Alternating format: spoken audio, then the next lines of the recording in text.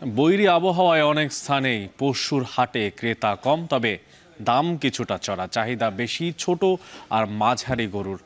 এ নিয়ে আরও জানাতে আমাদের সঙ্গে চট্টগ্রামের সাগরিকা গরুর বাজার থেকে যুক্ত আছেন সহকর্মী কাজী মাহফুজ এবং খুলনা নগরীর জোড়াগেট পশুর হাট থেকে যুক্ত আছেন সহকর্মী রামিম চৌধুরী। তবে শুরুতেই চলে যেতে চাই চট্টগ্রামে। মাহফুজ, প্রতিকূল আবহাওয়া আর তার মাঝখানে হচ্ছে শেষ সময়কার যে কোরবানির পশু সেটা কিনতে আসার ঢল। তো জানতে চাচ্ছি সেখানে যারা পশু কিনতে এসেছেন তাদের সবশেষ অবস্থা, তাদের যে ঝঞ্ঝাট, তার সবশেষ খবরাখবর। আপনি যেমনটি বলছিলেন বৈরী আবহাওয়া, সেটি আসলে গত এক সপ্তাহ ধরে চট্টগ্রামে রয়েছে। কখনো কখনো ভারী বৃষ্টি, মাঝারি বৃষ্টি হচ্ছিল, তবে আজকের আবহাওয়াটা বেশ ভালো রয়েছে। সকাল থেকেই আমরা দেখতে পাচ্ছি রোদ, একই সাথে এই ভালো আবহাওয়ার সাথে ভালো উপস্থিতি গরুর হাটে মানুষের, সেটাও আমরা দেখতে পাচ্ছি। সকাল থেকে বেশ কয়েকটি গরুর হাট আমরা ঘুরেছি, সেখানে দেখেছি ট্রাকে ট্রাকে কিন্তু পশু নিয়ে আসছেন চট্টগ্রামের পার্শ্ববর্তী যে উপজেলাগুলো আছে সেখান থেকে বিক্রেতারা। পাশাপাশি উত্তরবঙ্গ থেকেও কিন্তু পশু নিয়ে আসছেন বিক্রেতারা। সেই জায়গাতে যেহেতু শেষ মুহূর্তের বেচা কেনা, আমরা দেখতে পাচ্ছি চট্টগ্রাম পশুর হাটগুলোতে সকাল থেকে ক্রেতারা আসছেন। তবে এবার আমরা দেখতে পাচ্ছি ছোট এবং মাঝারি আকারের যে পশুগুলো আছে সেগুলোর চাহিদা বেশ রয়েছে। বড় গরু এখানে বাজারে পর্যাপ্ত রয়েছে, কিন্তু সে অনুযায়ী বেচা বিক্রি হচ্ছে না। এখানে যারা বিক্রেতা আছেন তারা বলছেন কোনো অজানা কারণে কেন এই বড় গরু বিক্রি হচ্ছে না, তারা এমনটি বলছেন।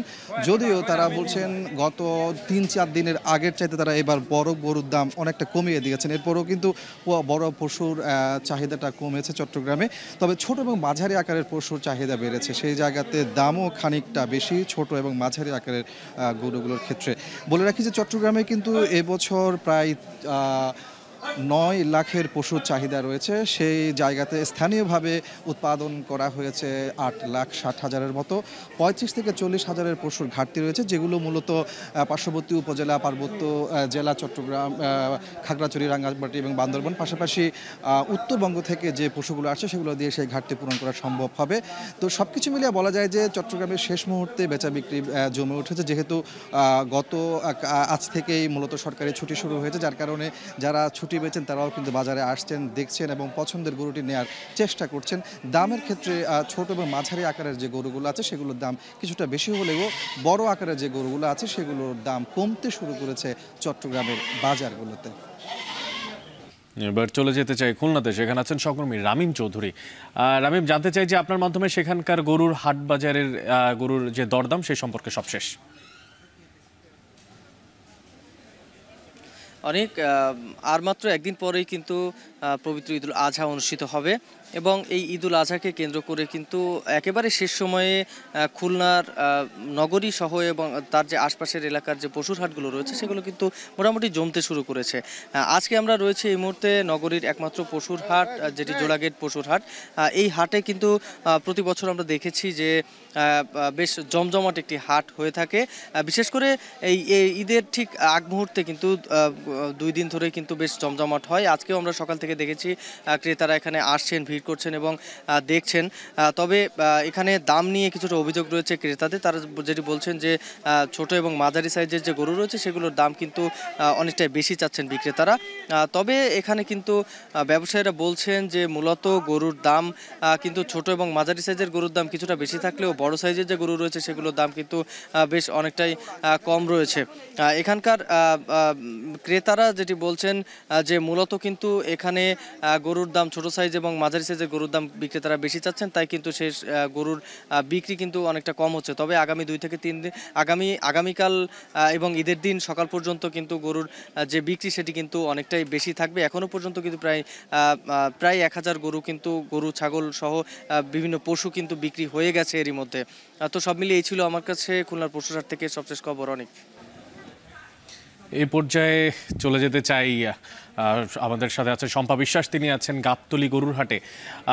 শম্পা, আপনার মাধ্যমে জানতে চাই, রাজধানীর বিভিন্ন জায়গায় ছেড়ে ছেড়ে বৃষ্টি হচ্ছে, আর তার পাশাপাশি ক্রেতা বিক্রেতাদের আগমনও নিশ্চয়ই শেষ সময় অনেক বেশি। তো জানতে চাই সেখানে কেনাবেচা কেমন হচ্ছে এবং যারা গরু কিনতে আছে তাদের কোনো ভোগান্তির খোঁজখবর জানতে পেরেছেন কিনা।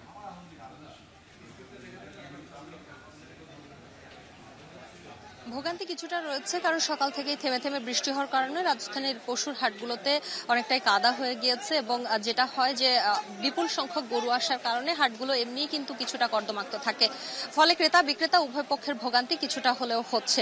আরেকটি কথা আমি বলতে চাই, আমার পূর্বে যে সহকর্মী যুক্ত ছিলেন তিনি বলছিলেন যে ছোট এবং মাঝারি সাইজের গরুর দাম বেশি চাচ্ছেন বিক্রেতারা। এই কথাটি রাজধানীর গাবতলী হাটের জন্য প্রযোজ্য। এখানেও ছোট এবং মাঝারি গরুর দাম কিছুটা বেশি, তবে এই গরুর বিক্রিও বেশি। তুলনামূলক এসব গরু বিক্রি হচ্ছে 1.5 থেকে 2.5 লাখ টাকার মধ্যে, এবং এর থেকে যে ছোট গরুগুলো সেগুলো বিক্রি হচ্ছে লাখের মধ্যে, কখনো সেটি লাখ পেরিয়ে হয়তো 1,20,000-এও বিক্রি হচ্ছে।